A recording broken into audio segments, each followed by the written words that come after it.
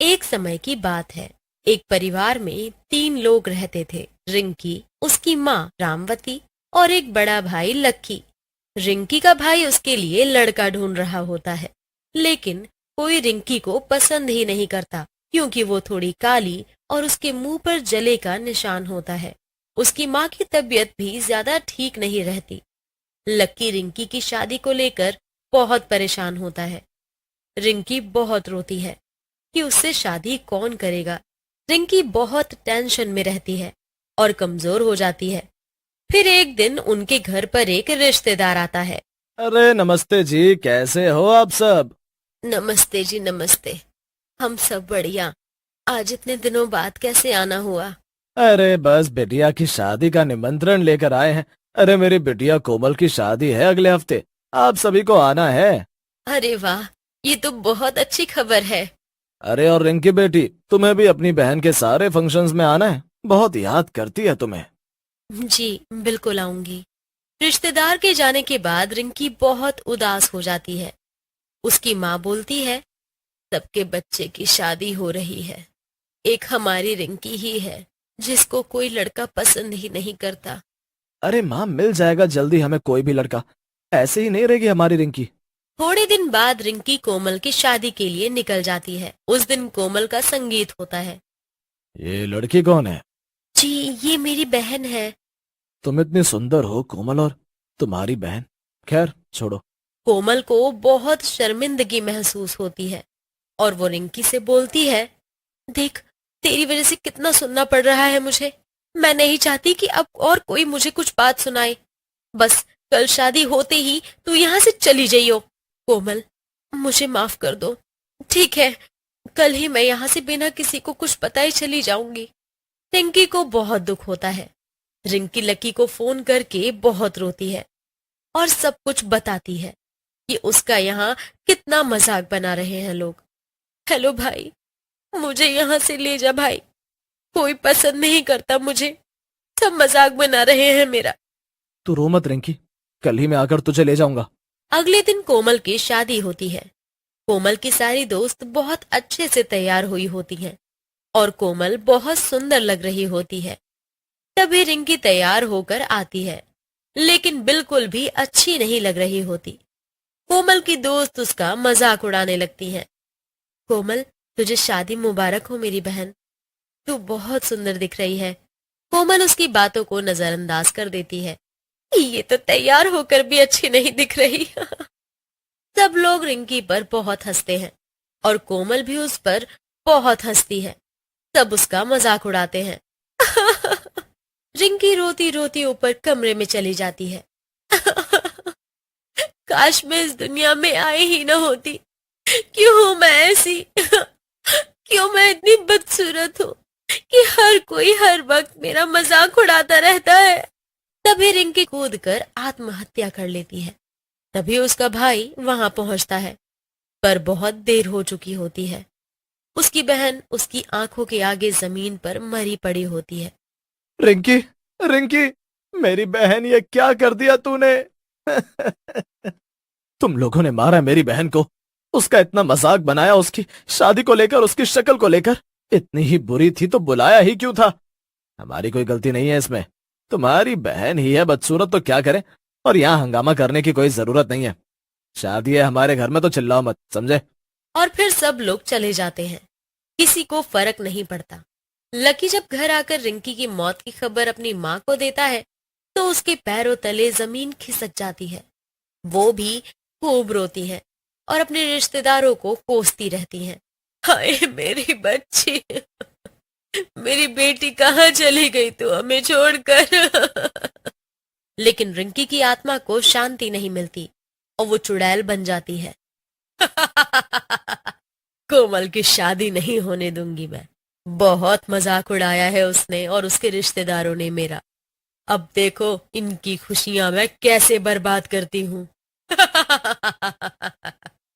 कुछ देर बाद पंडित जी कोमल और दूल्हे को मंडप पर बुलाते हैं और फिर पंडित जी मंत्र पढ़ना शुरू करते हैं और शादी अच्छे से संपन्न हो जाती है और कोमल अपनी डोली में बैठ जाती है। तुझे तेरे ससुराल नहीं जाने दूंगी कोमल मैं। बहुत खुश है ना तू? अब देख मैं क्या करती हूँ। आत्मा उसकी डोली के पीछे पीछे चलती रहती। रास्ते में बहुत तेज धूप और गर्मी होती है। डोली उठाने वाले थक जाते हैं और पास में नदी देख रुक जाते हैं। डोली नीचे रखकर वो पानी पीने चली जाती है। उनके जाने के बाद चुड़ैल डोली के पास आती है और जोर जोर से हंसने लगती है। हंसी की आवाज सुनकर अंदर बैठी कोमल थोड़ा बाहर झांक कर देखती है तो उसके होश उड़ जाते हैं। चुड़ैल, कोई बचाओ! सही मौका है तुझे यहाँ से ले जाने का। अब तो तुझे कोई नहीं बचा पाएगा मुझसे। कौन हो तुम? मैं हूँ रिंकी। तू मेरा मजाक उड़ा रही थी ना मेरी शादी को लेकर। अब देख तू कैसे जाएगी अपने ससुराल। तुम मुझे माफ कर दो प्लीज, गलती हो गई मुझसे। छोड़ दो, मुझे जाने दो। आज से मेरी नई जिंदगी शुरू होने जा रही है। ऐसे कैसे जाने दो? तुम लोगों की वजह से मैंने परेशान होकर आत्महत्या कर ली, तो तुझे कैसे जीने दूं? तुम जो बोलोगी वो करूंगी, लेकिन मुझे मत लेकर जाओ प्लीज। तुझे तो मैं लेकर ही जाऊंगी। तभी चुड़ैल कोमल को अपने साथ ले जाती है।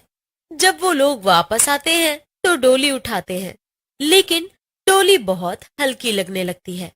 अरे भाइयों, अभी तो डोली भारी थी, एकदम से हल्की कैसे? छोड़ ना, ऐसा तो कुछ नहीं है।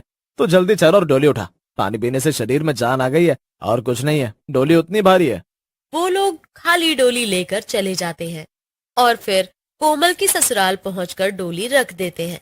कोमल की सास रीमा कोमल को डोली से उतारने जाती है, लेकिन अंदर कोई नहीं होता। अरे यहाँ तो कोमल है ही नहीं, कहाँ गई मेरी बहू? तुम लोगों को पता होगा कि कहाँ है कोमल। कहीं तुम लोगों ने ही तो नहीं कोमल को अगवा कर लिया?